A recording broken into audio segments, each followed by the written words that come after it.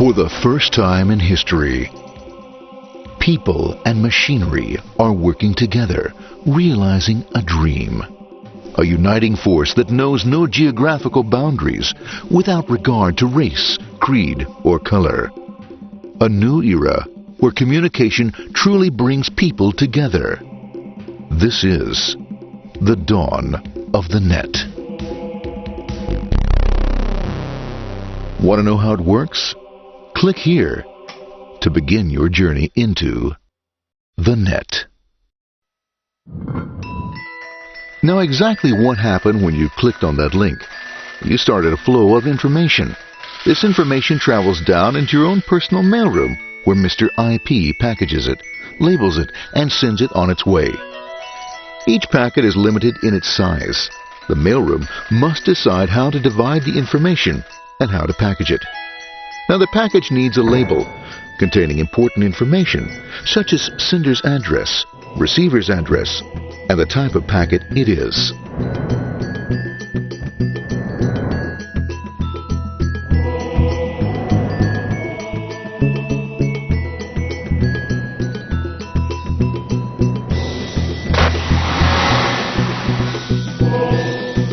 Because this particular packet is going out onto the internet, it also gets an address for the proxy server, which has a special function, as we'll see later.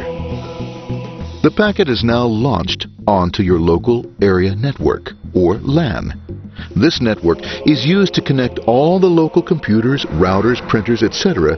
for information exchange within the physical walls of the building. The LAN is a pretty uncontrolled place, and unfortunately, accidents can happen.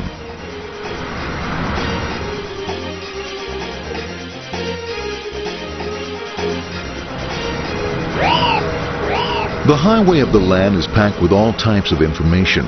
These are IP packets, Novell packets, Apple Talk packets. They're going against traffic, as usual. The local router reads the address and, if necessary, lifts the packet onto another network. The router, a symbol of control in a seemingly disorganized world. Whoops, sorry about that. Let's move this one here, this one here.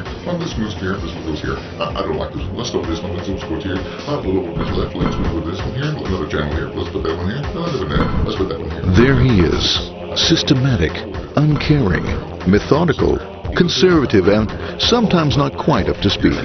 Sorry. But at least he is exact, for the most part. That one goes there, that one goes there, that one goes there, and this one goes there. Another one goes there, that goes there. He's behind him, one goes there, that goes there, that goes there. He goes there, one goes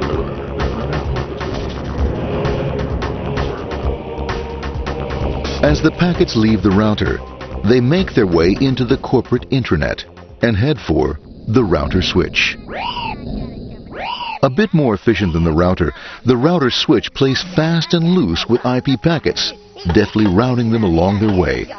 A digital pinball wizard, if you will. Here we go. Here comes another one. And it's another. Watch this, Mom. Here goes. Whoop, around the back. Hey, in there, in there, in there. Over the left, over the right, over the left, over the right. You got it. Here it comes. Right down. He shoots. He scores. It's going. Hey, Wayne. Here, watch out. Here comes another one. Oh, here we go. And it's gone. As packets arrive at their destination, they're picked up by the network interface, ready to be sent to the next level. In this case, the proxy. The proxy is used by many companies as sort of a middleman in order to lessen the load on their internet connection, and for security reasons as well. As you can see, the packets are all of various sizes, depending upon their content.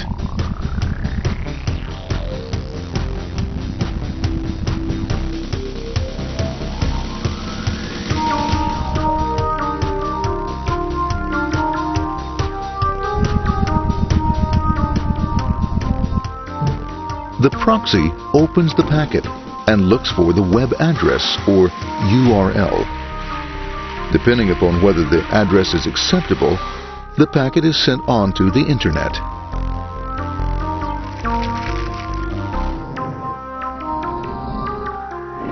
There are, however, some addresses which do not meet with the approval of the proxy, that is to say, corporate or management guidelines.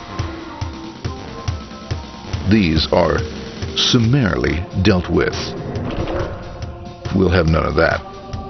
For those who make it, it's on the road again.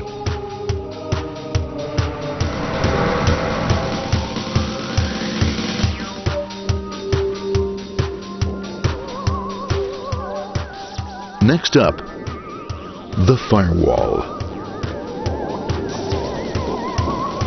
The corporate firewall serves two purposes. It prevents some rather nasty things from the internet from coming into the intranet, and it can also prevent sensitive corporate information from being sent out onto the internet. Once through the firewall, a router picks up the packet and places it onto a much narrower road, or bandwidth, as we say. Obviously, the road is not broad enough to take them all. Now you might wonder what happens to all those packets which don't make it along the way. Well, when Mr. IP doesn't receive an acknowledgement that a packet has been received in due time, he simply sends a replacement packet. We are now ready to enter the world of the Internet. A spider web of interconnected networks which span our entire globe. Here, routers and switches establish links between networks. Now, the net is an entirely different environment than you'll find within the protected walls of your LAN. Out here, it's the Wild West. Plenty of space, plenty of opportunities, plenty of things to explore and places to go. Thanks to very little control and regulation, new ideas find fertile soil to push the envelope of their possibilities. But because of this freedom, certain dangers also lurk. You'll never know when you'll meet the dreaded ping of death. A special version of a normal request ping which some idiot thought up to mess up unsuspecting hosts. The paths our packets take may be via satellite, telephone lines, wireless, or even transoceanic cable. They don't always take the fastest or shortest routes possible, but they will get there. Eventually. Maybe that's why it's sometimes called the worldwide wait.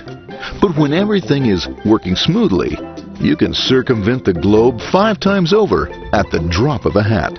Literally. And all for the cost of a local call or less.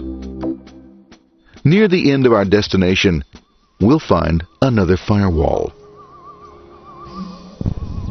Depending upon your perspective as a data packet, the firewall could be a bastion of security or a dreaded adversary. It all depends on which side you're on and what your intentions are.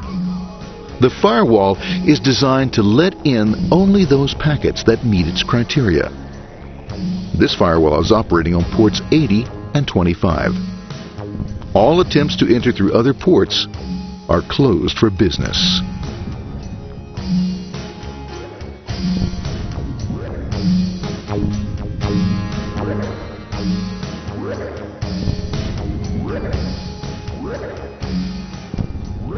Port 25 is used for mail packets, while Port 80 is the entrance for packets from the Internet to the web server. Inside the firewall, packets are screened more thoroughly. Some packets make it easily through customs, while others look just a bit dubious. Now, the firewall officer is not easily fooled, such as when this ping of death packet tries to disguise itself as a normal ping packet. It's okay, Gorm. It's okay. No problem. Have a nice day. We out of here. Bye. For those packets lucky enough to make it this far, the journey is almost over. It's just a line up on the interface to be taken up into the web server. Nowadays, a web server can run on many things, from a mainframe to a webcam to the computer on your desk. Or why not your refrigerator? With a proper setup, you can find out if you have the makings for chicken cacciatore or if you have to go shopping. Remember, this is the dawn of the net. Almost anything's possible. One by one, the packets are received, opened, and unpacked. The information they contain, that is, your request for information, is sent on to the web server application.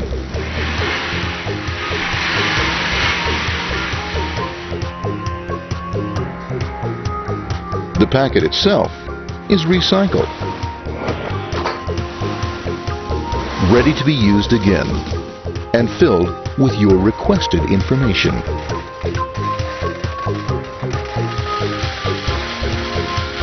Addressed and sent out on its way back to you. Back past the firewall, routers, and on through to the internet. Back through your corporate firewall.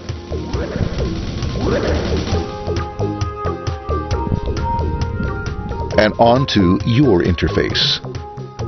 Ready to supply your web browser with the information you requested. That is, this film.